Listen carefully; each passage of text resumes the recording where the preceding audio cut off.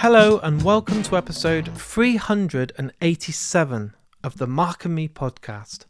As always, I'm your host Mark. Now today's guest is the incredible Gia Ford. For me, the album that she's just released, which is her debut and still blows my mind, is called Transparent Things. And right now, along with Casey Musgraves, it's my album of the year. The production alone will blow your mind. Her songwriting, her voice, her guitar playing, everything about her songwriting is unbelievable, and I'm so glad that I got her to come on Mark and Me, because this is truly one of my favourite interviews of the year, and you are going to absolutely love it. And then after today's interview, please go and check out the album Transparent Things. It's one of those albums that each time you listen, you hear more and more those little intricate bits, and so much love and thought has gone into it, and it will just blow your mind. And the good news is, as you're listening to this podcast, she has announced a UK tour. So you can go and see it, I think, throughout the end of October and November, and get to see this incredible artist live and in person. It will blow your mind. I'm going to go to the Manchester show, and I can't wait. But I always use the intro for each and every episode of Mark and Me to touch base and talk about my last guest. I was joined by Paul Smith from Maximo Park. Firstly, I want to say a massive thanks to the band and to Paul for sharing this episode, because the numbers were huge. I'm so grateful for all the amazing feedback, and again, Maximo Park's album is unreal. Easily one of my top albums of the year, and again, it's out now, so go and also listen to that. But today, it's all about Gia Ford. But just before I give you the interview, I want to give you a little announcement. I'm proud to announce that Mark and Me has teamed up with the great guys at Vice Press. You will know these guys hopefully already, but if not, if you're in the market for like a limited edition poster, art prints, collectibles, they're all officially licensed and honestly are absolutely gorgeous. I own so much of their work because I think Matt and James are the best guys out there, and I'm so proud to be working with Vice Press. And the good news is, because I'm working with these guys, they're going to give you 10% off your first order. And all you have to do is go on their website, vicepress.com, and enter the code MarkandMe10, the number 10. So MarkandMe10. And you're going to get 10% off your first order. You will see so much on there, and I promise it's going to be addictive, because there's some incredible posters, some amazing artist work, and you're just going to want everything. So go over there, see what you think, and I'm going to have lots of announcements coming up with Vice Press in the very near future. And on the show notes to today's episode, if you didn't remember the code or want a link to the site, they're all going to be there for you, so it's really easy and just the click of a button. Right, let's get back to today's interview. It's the incredible Gia Ford. So here we both are, talking all things music. In summertown, where I love to watch you drown, sitting by the poolside. So kiss me now, or I'll blow your brains right out, sitting by the poolside. So Gia, thank you for joining me today on the Mark and Me podcast. Thank you for having me. It's a pleasure. What I do, Gia, with all guests that come on is I like to take it right back to the very start. So it doesn't matter who you are or what walk of life you've been on. I always ask the same first question. It's because I like to know those early days for you. So maybe when you were a kid and you were growing up, what was that first album that maybe your parents gave you or a friend gave you or you saved up with your pocket money that made you absolutely fall in love with music? Oh, that's so hard to say. It wasn't something that I bought myself, but it was one of my mum's favorite records that she always had in the car. Yeah. And it's The Kick Inside by Kate Bush. Oh, nice. Because I just thought I always felt quite entranced by Kate Bush. I think, that's how most people react to her. But as a child, it's even more enchanting because she's kind of wailing and telling stories, and so I think that really made an impression on me. I didn't know if I felt like I could recreate that or that was something I could do because it was so ephemeral and like magical what she was doing, but yeah, that made an impression. It was really cool last year when she kind of had a resurgence because of Stranger Things, and everyone was walking around to me like, have you heard of Kate Bush? I was like, oh, go away. Like, I was like, I had to stop myself being annoyed because I thought that's really great for her. Yeah. Well, yeah, I was like, oh, damn. I was there at the start, but yeah, I know. name three songs. But yeah, it was good to see her name again, and a lot of people getting new T-shirts and stuff. And I was like, yeah, it's nice that it goes around in cycles, and she gets like a Yeah. another round. But live music is where it all changed for me. And when I think I was about 12 or 13. My parents dropped me off in Wolverhampton, and it was my first gig. And I walked in. It was in the Wolfram Hall, and I got to see Green Day on their Dookie tour, and it blew my mind. I was like, how are three people making this much noise? And Yeah. maybe it was the bass and the guitar and the drums, but it just did something to me that nothing else had done. No sport at school, no football, none of these normal things that everyone else was doing. I was like, this is my kind of church. This is my religion. I want this to be part of me. And I Yeah. wondered what your first live music experience was. Maybe it was an embarrassing one you don't tell people, or now it's confession time, or was it really cool? I can't remember what the first exact one was. It's kind of ridiculous that it's this or this. I won't. This is not the first concert I went to, but it was the one that I remember thinking having that same sort of feeling. Yeah. But it was it's ridiculous. It's like it was Lady Gaga's Monster Ball tour. Oh, wow. My mum worked at the Manchester City Stadium at the time, so she managed to bag a few tickets for us to go and see whatever that Etihad, whatever the stadium was. Yeah. Um, and I knew about I thought she was great anyway, but I just didn't expect that level of when you're in a stadium, it's ridiculous. It's like you can't escape that. It's just you are encapsulated in that all of that sound and those amazing musicians on stage, and I was just gobsmacked the whole time. And vocally, I think she made a big impression on me vocally as well. Yeah. Because yeah, there's so much power behind it, and so she just makes it look so easy. I'm like a massive Lady Gaga fan. I think she's fucking amazing. Sorry, I don't know if I can. No, you can swear all you like, and I love the fact that she's such a great actress as well, and she's just got the world at her feet. And I know that when the new Joker film comes out, everyone's gonna be like, "Wow, she can fucking act better than anybody and sing," and she's just phenomenal. And I don't think there's much in the world right now that could top her as an all-round performer, actress, incredible voice, can do classical, can do piano like nobody else, can sing even opera and then go into pop, and she's I know. just can do everything. I know. It's crazy. And the stuff that I loved, like I'm looking back on stuff that she's done before because I saw um this old video of her at a festival and like no one knew who she was at the time. And she was fully committed to it. She was in like sparkly underwear, like, and that's it. And she was just bopping around on stage with just this keyboard, but she was giving it everything even then, and no one knew her. And I just thought, that's what's gotten you to where you are, as well as the talent. But yeah, I love Lady Gaga.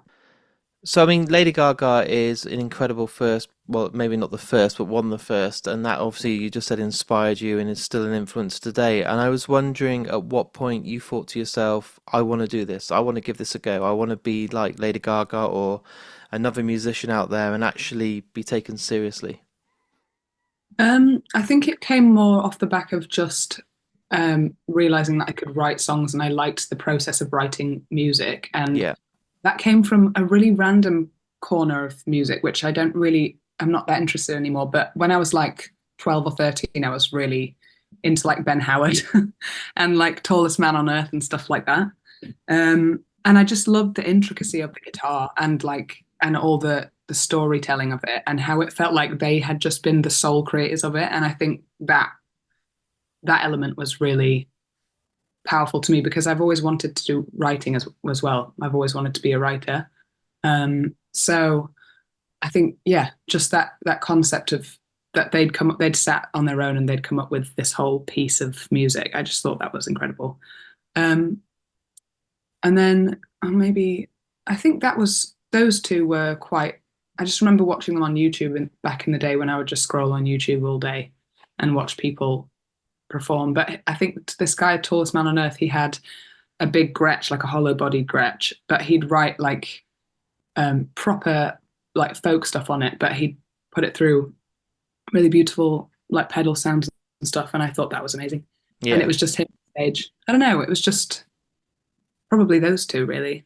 Yeah. Did you do anything? Because I don't know your whole history. So, did you do anything at school or college, like any bands, or kind of do the whole college Yeah, bands where you do Battle of the Bands and all this sort of stuff? Or was it always that you just wanted to do your thing? I did actually. I always forget about this era of life, but I did. I started playing drums. I didn't play guitar. I just played drums. That was my thing. I wanted to play drums, and that came from Lady Gaga as well because her drummer. I was like transfixed by the drumming, that thing. Um, but so yeah, I did a few like I was in a little band where we did covers of we did like Paramore covers and stuff like that, and I was the drummer. But that didn't last very long because it's very hard to practice drums in like a two-bedroom house. Yeah. So yeah, but yeah, so I did that. I never kind of like I only started singing and playing when I was maybe like two people when I was maybe like 16. So Okay. anytime before that, I was just a music fan and I played the drums with my little band at school, and I was like learning guitar, but I hadn't really gone into it yet. I can see. Yeah. I wondered because if you turn around to your parents or you turn around to friends and stuff and say, I'm going to make it as a musician or I want to go out there and make a career from this, a lot of people are like, I don't know. I feel like people think it's not a very safe option to go for. It's like trying to be a rock star. I think people think get a real job, get a serious career, and then have that to fall back on, or maybe as a hobby. And I wondered if you had the full support of your family around you and the loved ones that were like, "We believe in you. We see you've got a talent. We know you've got some great songs. You should go all out." They've they've always been like that. So I've never had that pressure from my parents. My dad was kind of the one that told me that I could potentially sing, like that I had a nice voice. And it's because I was learning those covers and I just would sing it. I would be like, look what I can do, and I would sing and play at the same time. And yeah, so he's massively into it. Even now he's like, any news this week? Like what's going on this week and who's heard it and how many people are listening to it and stuff. So yeah, and my mum has always been also really supportive in a slightly more passive way. But she's never, yeah, she's never. But the thing is, the idea of falling back on music, it doesn't add up for me. Like it's No. not something that you fall back on. It's you have to kind of, you just have to always be doing it, and it's kind of a curse in a way because like it's really hard to get music out there and get it, even paying anything, even feel like food in the day. So to have a normal job and then fall back on music is kind of impossible because these opportunities pop up all the time randomly, and you just couldn't take them if you had a normal job. Like, so it's kind of yeah. I find that concept kind of I wouldn't be able to live like that. I just find it I'm on the same page. So even though the podcast isn't like this huge phenomenon that's paying millions and I'm selling out stadiums and stuff, I can't be in a normal job where suddenly someone's saying, "Do you want to come to Reading Festival?" or yeah, "Do you exactly. want to come to Download or interview this band or this musician?" And I'm like, "Oh, sorry, I need to use annual leave." So my focus is I'm going all out, doing the podcast all day, every day, and then I will do what I need to pay the bills. But at the same time, if I don't put everything into it, my whole heart and my whole soul and everything, then how can I ever expect it to be more than just that? Yeah, exactly. You have to give into it what you expect out of it, which Yeah, life is really, it's, I think it's quite, how people talk about, like being in a relationship with a musician, or maybe it's the same with anyone that has like a similar, like a job that works in a similar way, is really difficult because it feels like they're already married to something, yeah, that's the kind of the priority. And I think it's really, you do have to give everything to it, and sometimes that's life sort of exists around that. And but I don't feel regretful of that. It's just quite difficult to kind of keep it all together at this stage. But I think it's quite an important stage to give it all. I think if it was like 10 years in or like 5 years in and I nothing was happening, I'd have to kind of. So it's funny. It's a funny world, but you know all about it. It's exactly the Yeah, same. it's true. I'm listening, thinking you basically have to keep about 10 plates spinning at once, and they're always starting to drop, and I'm always running between them. But Yes, exactly. I'm enjoying it, and I'm doing okay at the moment. So, I was wondering when it came to going down the route and your family backing you and you had this amazing support and you know your dad believed in you and you know that's what sometimes all you need, isn't it, just to have that kind of hand on your shoulder saying you can do this. Was there a moment when you started playing shows or with the EP or maybe the numbers, because the whole world's obsessed with figures of downloads, you saw something change, you saw something happen where you thought to yourself, this is actually getting some momentum. This snowball is getting bigger, and I feel like I'm onto something good here. I've made the right choice. Yeah, I've had a few moments like that, but then they've been quite separate from each other. But when I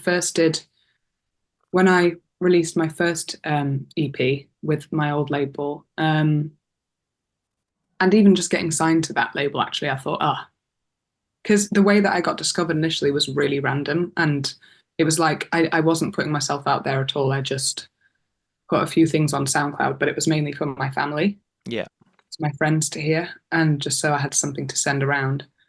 Um, and then my first manager found me through there, and he literally signed me to my first label within like 6 months. So I was like, oh. Wow. It's like it felt like I didn't even have to do anything. I just had to do music, and then I'd be found. And it was shit as well. It wasn't even good. But I think he was like, oh, she's got a good voice, and so it was really magical that that happened. So that was kind of where I realized, like, because I'd kind of had it in the back of my head that I would start actively pursuing it at some point, but that wasn't, I hadn't started doing that. So I felt like the universe was telling me that's correct.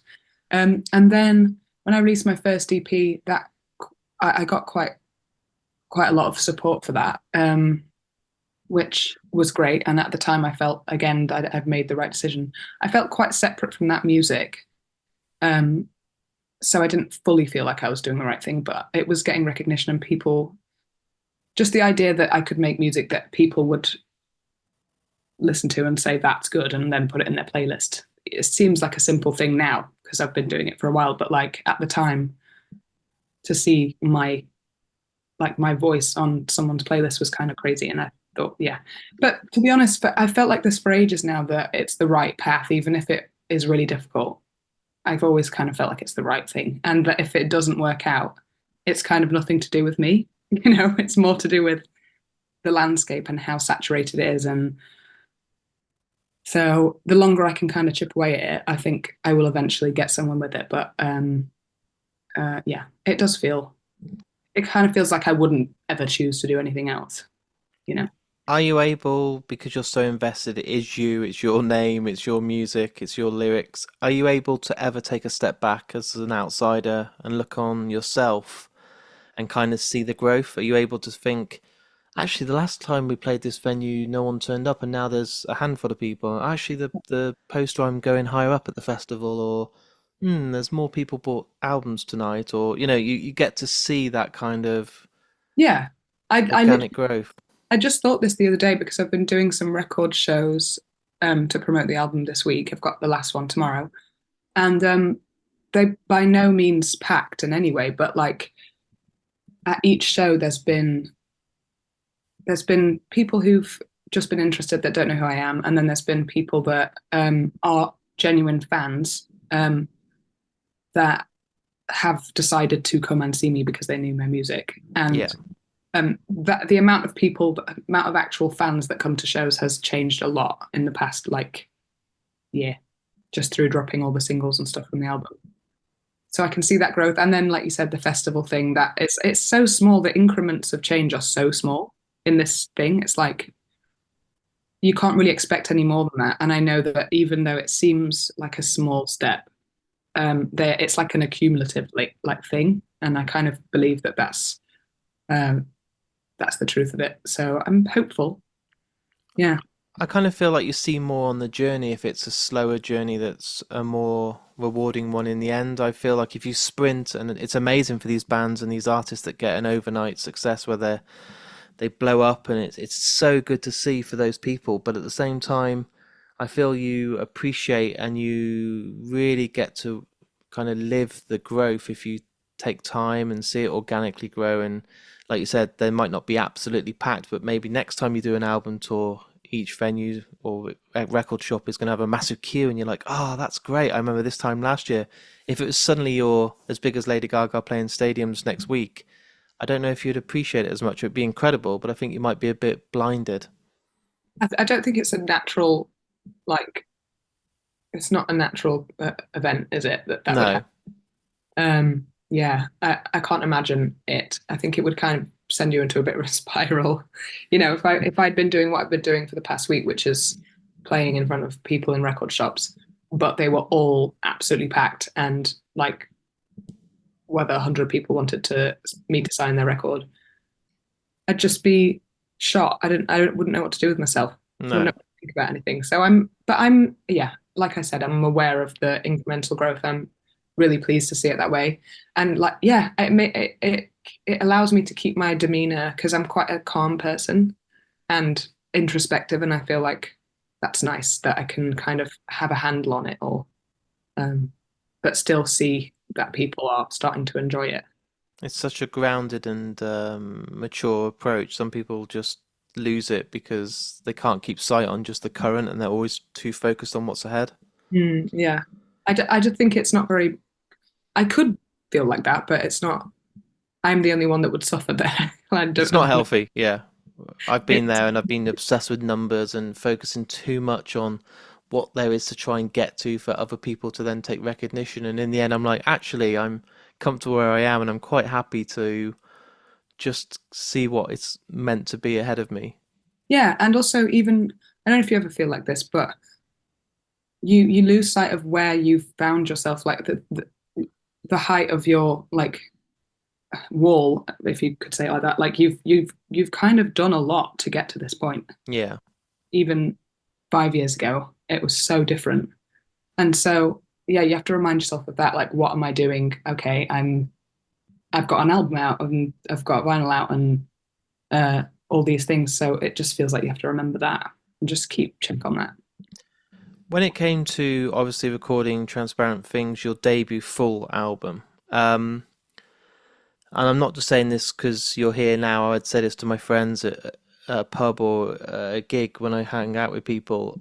I don't truly believe I've heard a debut album since something like Jeff Buckley's Grace that sounds so beautiful, where everything is so clear, it's so well produced, the layers are there, there's so much thought gone into it, and I can't remember the last time I've heard a debut that just gives you everything. And I was listening to it. I spent a lot of money on nice headphones. Music is my life, and I'll lie there and just get lost in your music. And I've been obsessed with your album for the last couple of weeks. So much so, I was just making notes the other day, like, oh, I can hear bits of Nick Cave, I can hear Radiohead, I can hear Arctic Monkeys, I can even hear Queens of the Stone Age. And I was thinking, this is something really fucking special. Like, the whole world should be listening to this album now because nobody does a debut like this. Oh, thank you. That's so nice to hear. I really appreciate it. I all the references that you just used are all actual, apart from Arctic Monkeys, they're all references. So I'm glad that they're actually coming through in the record. And some of them I can't even, they weren't, I didn't put them in. I wasn't aware that I was putting them in. I think it's just the way that um, my influences and my guitarist and Tony, who produced it, like how it just naturally kind of shows up in the way that we do music. So yeah, that's so nice to hear. I really appreciate it. I think I'm pretty pleased with it. So yeah. It, I have such a collective style of music when I listen. I love stuff like 100 Reasons, Headers for Heroes, all these rock bands that really shape the music scene. But at the same time, my favourite, most listened to album last year was the new Paramore album, and this year at the moment it's Casey Musgraves. So I love the art of a really beautiful song. Sometimes it can be really minimalistic, but it's all about the song and the storytelling. And I think in the music industry right now, it's very focused on getting singles out there, getting your numbers up, getting your streams really high.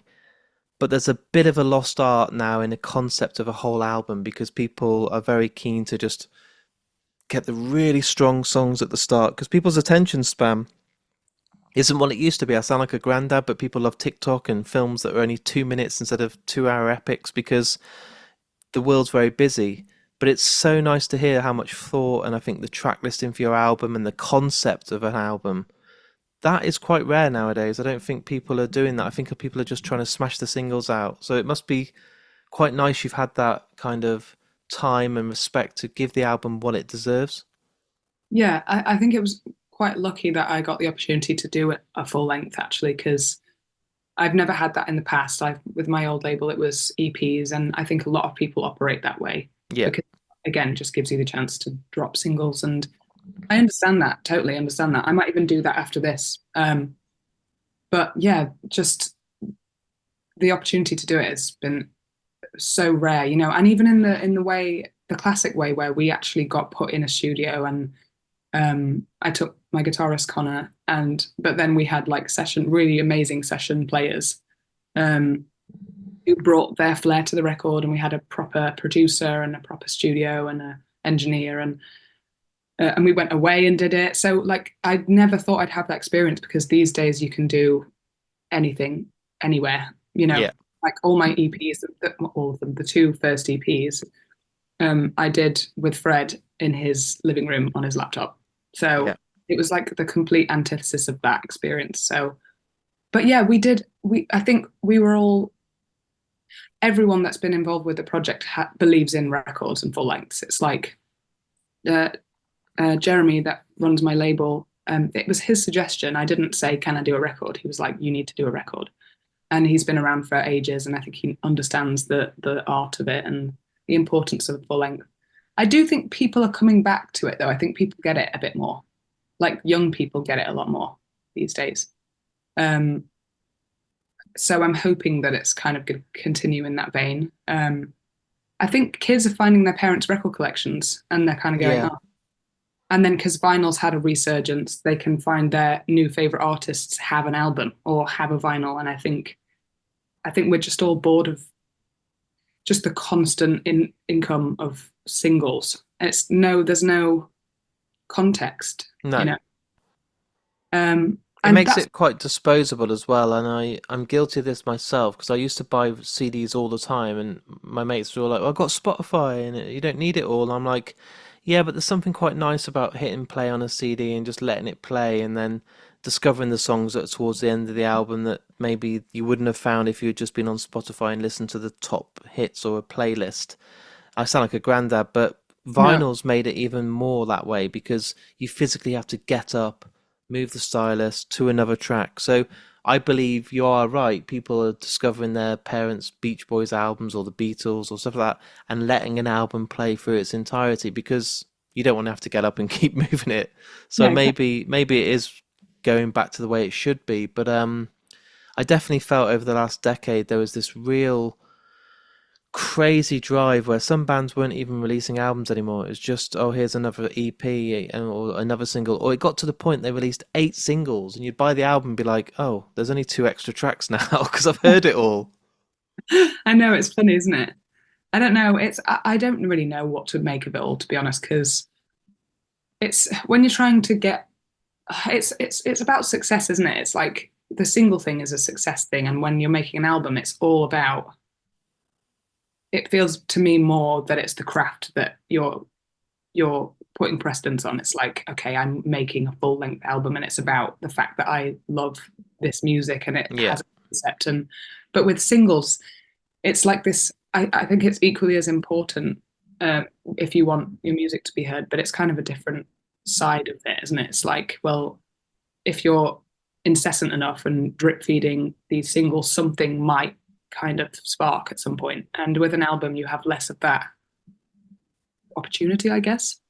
I think Um, the good thing we've got is we're always going to have live music, and as much as technology is going crazy and AI and everything else, no one's going to be able to rob you from the fact of a band going on stage and performing and playing as musicians. And I wondered when you were writing and recording and being in the studio for transparent things, if you were ever conscious that you could translate those songs to stage. And if you ever thought, oh, these layers on the guitar sound is so beautiful on record, but how are we gonna, do this justice for when it comes to playing with a live band? Because it's not easy, is it, always to do the album justice with a set of musicians when you may have done so many overdubs to get that certain sound.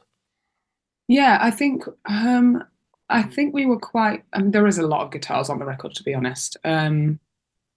Yeah, my guitarist Connor, who came and recorded the album, wrote some of it with me as well. He's a wizard, and he's managed to he's managed to do some stuff on stage that it's just crazy. Like sometimes you see him switching between like three sounds in one song, but he's just brilliant and he's able to do that. And so I think he's a very important part of that. But then also, we've adapted certain songs. We don't have a keys player at the moment because it's just too expensive. So there's things again where Connor kind of takes most of the brunt of that part and adapts it, and it becomes obviously more rocky, or it kind of transforms into something else. But I think that's really important anyway, that happens, that you kind of have a live version or uh, a live feeling to the record. I think if I loved a record and I went and saw it and it was like exactly how I want, exactly like the record Yeah. is, I'd kind of be like, oh, like you want all those gravelly bits and all that kind of spiky stuff that you wouldn't get. And It keeps it raw and real, doesn't it? I mean, when I watch, I try not mention him in every single interview because it becomes obsessed, and I get people like DMing me saying, "Shut up about Jeff Buckley." But Jeff Buckley is my favorite songwriter of my entire life, and I feel like he was a genius. So when I listen to albums like Grace, and I can only watch performances on YouTube or DVDs now, I can't physically go and see him because he's no longer here. I love the fact that he might change a chorus and extend it or sing it differently. I feel like that's fucking awesome because it just shows how real you can be, and just he'll let the music just take over, and you see him as he's singing get lost in the music, and he doesn't really care about if the chorus is meant to come after the middle eight. He's just playing and getting lost in it, and I think there's nothing more beautiful than watching someone lose themselves within their own music. yeah, for sure. I actually those I find him amazing because he was able to kind of he like committed himself in a kind of religious way to doing Mm, every time he played. And I mean, I know that he was doing that consciously, as in he would commit himself to doing that. He wouldn't allow himself to be too present, um, like with the crowd, and he wanted that sort of thing. Um, but for me, it's like they're the best shows when I can do that, when I can kind of like lose where I am and just sing and just play and have them. It kind of it's weird. Like it's like a circle. It's like something gets connected around you and you're just sort of alone. yeah. Have you got a cat as well? It's my dog, but Oh, she's oh, asleep. She comes on every episode. I'll show you her now, but she's a bit asleep. I I have to edit this out on almost every episode, but I'll oh, show you because she's hello. beautiful. Come here, Florence. You've got a very nice fringe. Yeah, she's good. She's nearly 17, bless her, but she looks like a gremlin today. She is so cute. She Oh, comes on all the interviews. I might leave this in actually because it's quite nice for people to hear how nice my little dog is. But she stays on most of the interviews and comes in. So she's met Aubrey Plaza, Enter Shikari. you don't even She's know any of these people, do you? no, she's been to Reading, Download. She's been it. Bless. She loves it all. So I've woke her up though now, so she'll be angry with me. We're talking about Jeff Buckley and how you've done it as well, and you've been yourself in the moment with a circle around you, and you feel like something connects with the crowd Yeah, because yeah. you've witnessed it yourself. Yeah, for sure. I think I mean, he had an unrivaled ability to access that, I think. And it's the same with, I know that Radiohead were quite inspired by him, actually. So maybe that's why I think of Radiohead when I think of like someone getting lost on stage. Um, but yeah, Tom York's very good at that as well, isn't he? And sort of, I think it's mainly a singing thing as well, because not mainly, but I think it's more visceral when you're singing because it is such a visceral thing to be doing. It's coming from literally, it's kind of hard. It's not as tangible as like playing something. Um, so that's maybe that sort of like religious thing that Jeff Buckley where he sort of wailed, you know. Yeah. I'd love to tap into that a little bit more, but I'm only really at the beginning of my I was thing. going to I say, your journey's just starting. You've got so much ahead. could do anything else now. I could move to any kind of thing that I want to do, and that would be fine.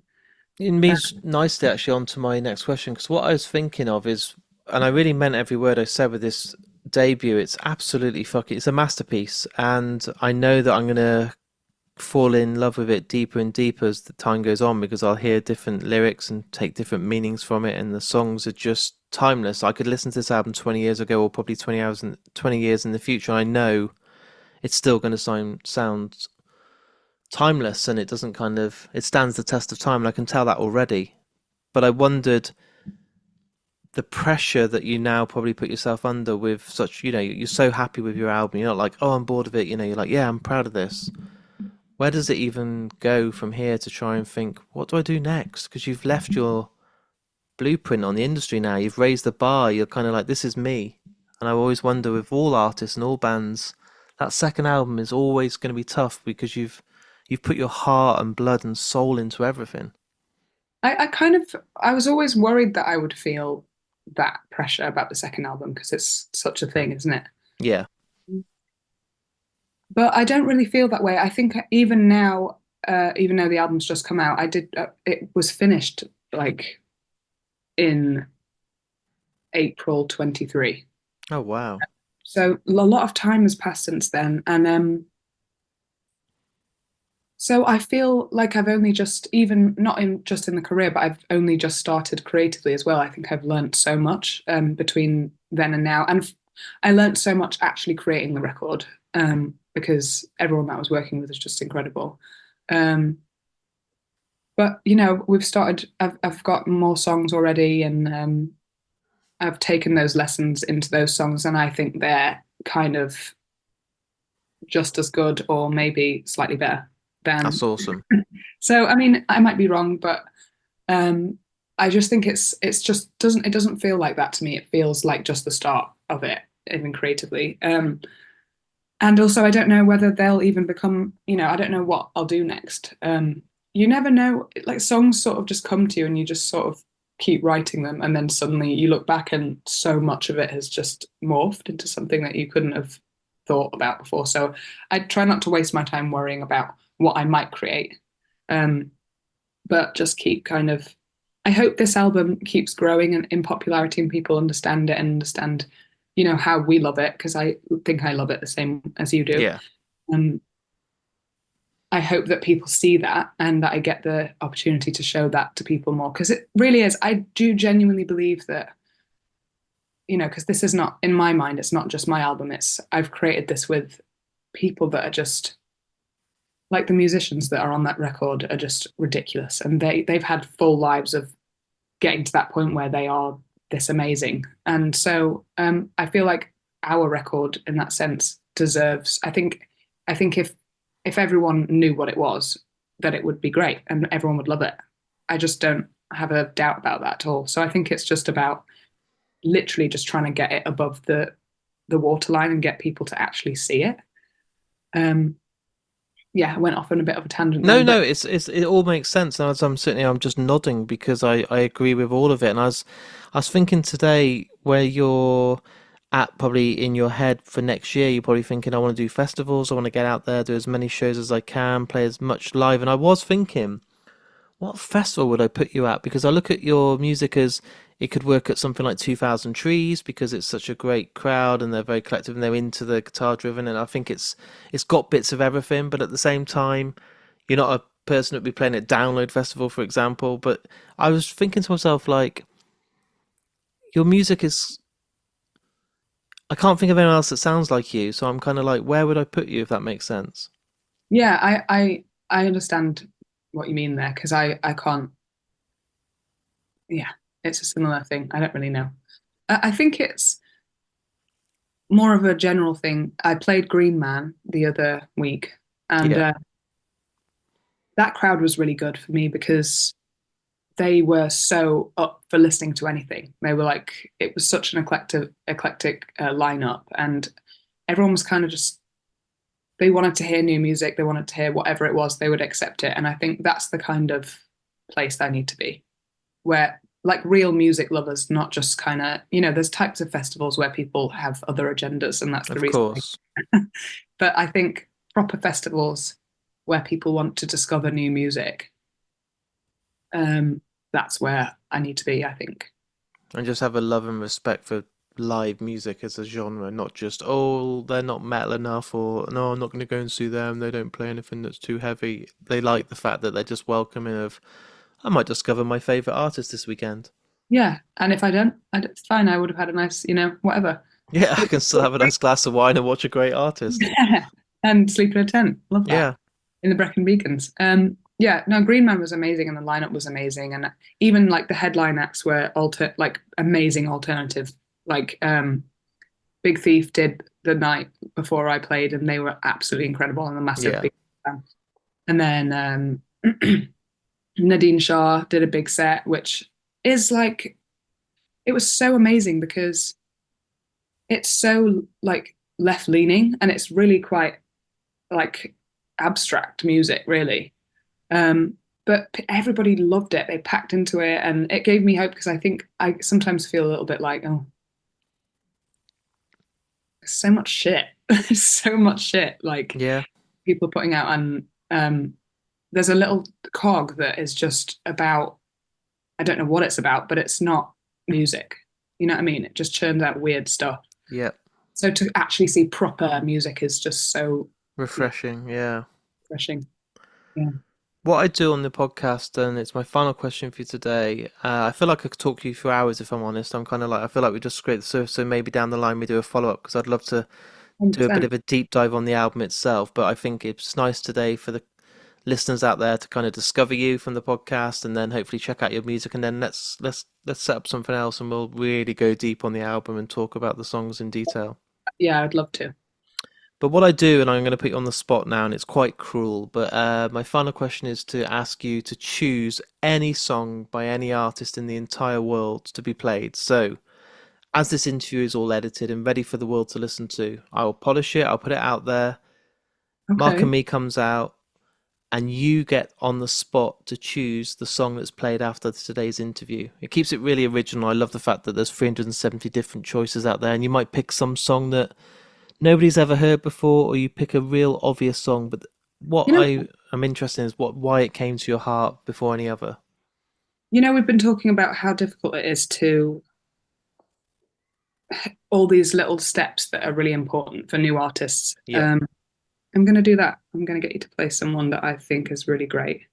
that's good because I love this podcast and I love listening to people's choices, and people have now given me artists that I've gone on and discovered my new favorite bands. But some people come on and pick a Beatles song, and I'm like, well, that's great, and I love the reason because they met their partner to it or something like that. But I've heard the Beatles, so if you now give me a new artist, that already excites me. Well, so she's probably like, she probably thinks I'm a right creep actually, because I think she's really great. And like, so every time anyone asks me, and I don't really listen to new music, No, I listen to I get into little cycles and I listen to loads of old stuff.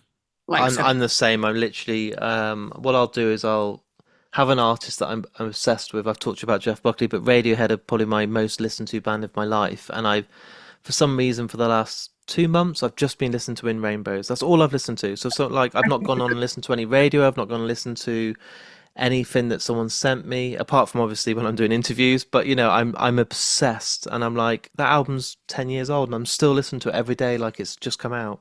I have that exact thing with In Rainbows. Yeah, It's my favorite of theirs. I love it so much. it's a Um, masterpiece. it is a masterpiece. And yeah, anyway, let's not. I Yeah, could we'll do another podcast as well, just on Radiohead. yeah. So she's called Ren Harview, and she actually did have quite a. I think, as far as I can see, she had quite a shot at it about 10 years ago, and then she got into an accident. She broke her back, Oh no. so I think that kind of sent everything into a bit of a spiral. But it was quite. The old stuff was very. It was really good, but it was really commercial, like really kind of like you could tell that it had been written with big people in big rooms and stuff. But she's kind of now, when she's coming back, she's leaning into her alternative stuff, and I think it's amazing. And her voice is so amazing. I don't even know her. I keep mentioning her to everyone. But she's, yeah, Ren Harvey, which is RenHarvieu.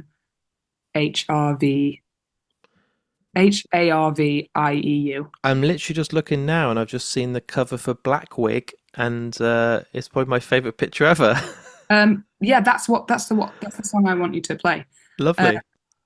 She's just got this I just love that she's not trying to kind of get into that big fucking world anymore. I think she sees the growth of the alternative and Lana Del Rey and all that sort of stuff, so she's able to really lean into what she likes, and I think it's really haunting and magical, and it's a bit like, it's folky but in a kind of like folklore-ish sort of way. I Really, get like I may be completely wrong, but I get like a Phoebe Bridgers kind of feel just looking at the EP and the artwork.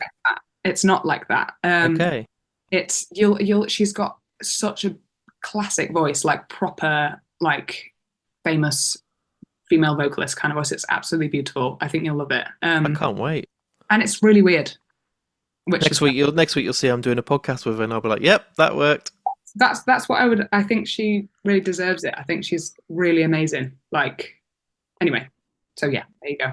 That's a great one. Well, I do genuinely really appreciate your time, and thank you so much for coming on the podcast. It's I do these podcasts and I record almost every day, and sometimes you have a guest on and there's just a click or there's something that just works, and I felt it genuinely, and I'll keep this on the episode. Within minutes of talking to you, I was like, this doesn't ever feel like work. Like, we're just on the same page, and I felt like the chemistry's there, and I've really genuinely enjoyed talking to you today. And I can't wait to kind of get the opportunity to come and see you live and hear these songs, because I'm not doing the whole going on YouTube and watching someone on a camera phone just filming a bit of your performance. I want to see it for the first time in a room where I'm vulnerable to what's coming my way, and then experience it full on in my face. And I'm really looking forward to that moment, and I'll make sure I come and say hello, and we can do more in the future.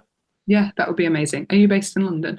I'm not, so I'm in Shropshire, which is in the middle of nowhere. So I'm kind of my closest place is like, when I go to gigs, I go to like Birmingham, Manchester, Wolverhampton. I'm literally bang in the middle, so I'm always going to Manchester shows or Birmingham. But London's a bit of a ball ache because it's just Yeah. a bit Maybe you far. could come to the Manchester. I've got a tour in November. It's my first headline tour, Amazing.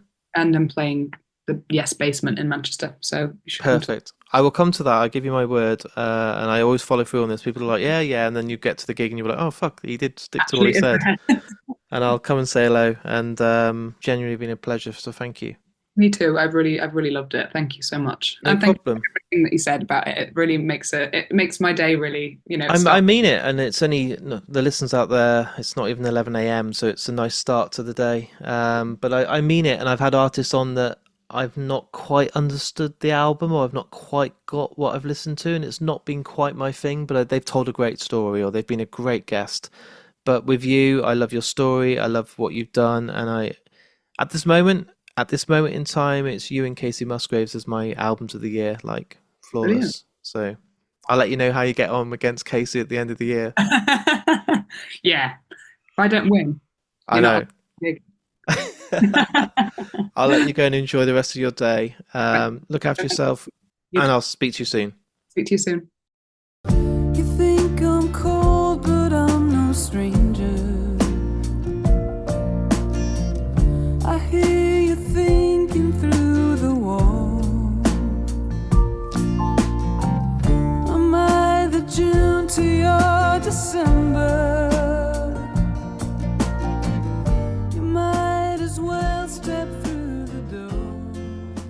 So there's my interview with me and Gia Ford. I told you it was a good one. What an amazing person, an incredible songwriter, so lovely to talk to, so grounded, so down to earth, and I for one am so excited to be going to see her in concert next month in Manchester.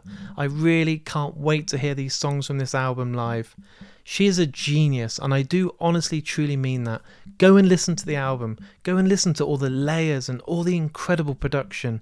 This is way too good for a debut album. It will blow your mind. And I'm so grateful for Gia for giving up her time and coming on the Mark and Me podcast. Right, guys, if you've enjoyed today's episode, all I ask for you to do is to share this episode. It costs you guys nothing to listen to Mark and me, and it costs you nothing to share it. I know most of you are on Facebook, Twitter or Instagram, so please, just as you're listening to this episode, why not just share it? Put it as your story, put it as a retweet, post it on your Facebook, do whatever you do. Tell your friends to listen to it, because that's the best way that the word gets out there for Mark and me. You will not know this, but I am a one-man team. I don't have this budget for marketing. I don't make money off the podcast. It is purely because I love doing what I do. But what I do want to see is more people sharing these episodes and getting the word out there. And because all I'm asking you to do is click a couple of buttons, I really would love you to do that for this episode. And also, if you do want to go that extra mile, I do have a Patreon account. The link again is on markandme.com, and what that is for each and every month you can pay something like £2, and for that it goes all back into the podcast and allows me to go out there and record loads more interviews for you guys at home. But not only that, to say thank you, get a welcome pack which includes a limited edition sticker pack. You also get a badge. You're going to get into competitions, and you'll see loads of previous winners on my social media that have won some incredible stuff. And they're going to be exclusive episodes called The Lost Tapes, which are only interviews that are available for people that support me via Patreon. And before I go, let's give a shout out to the sponsor of the podcast, Richer Sounds. Without those guys, I wouldn't be able to do this podcast. So if you're in the market for a new TV or a stereo or a home cinema surround sound system or headphones, go on richersounds.com or any of their high street stores, because they are truly the best guys out there for audio and visual. Right, I'll be back in only a couple of days' time with another brand new episode of Mark and Me. So until then, look after yourself, take care, listen to Gia Ford, and I'll speak to you all very soon.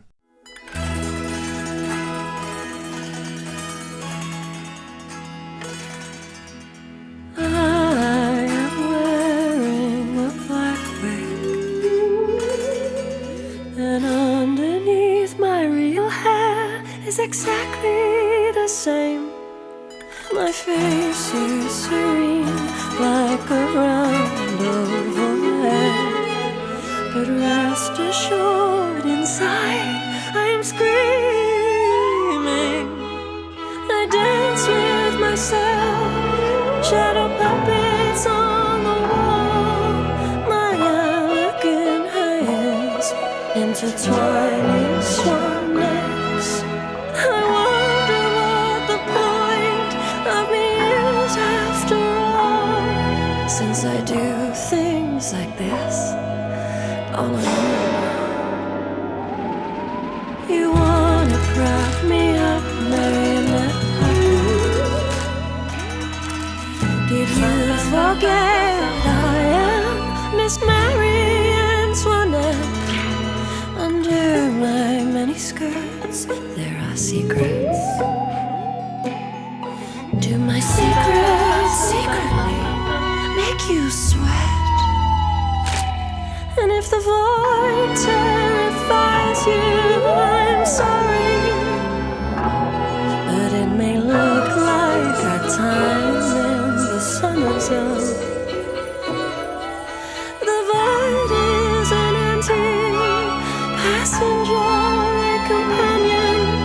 It dries your tears before you even have to wake up. Wake up, wake up, wake up.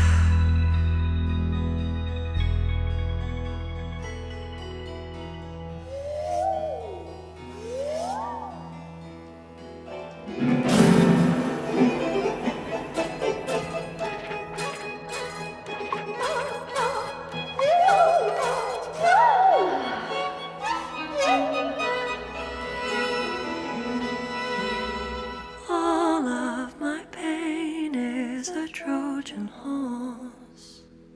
Do I charge on through or just let all these people in me die?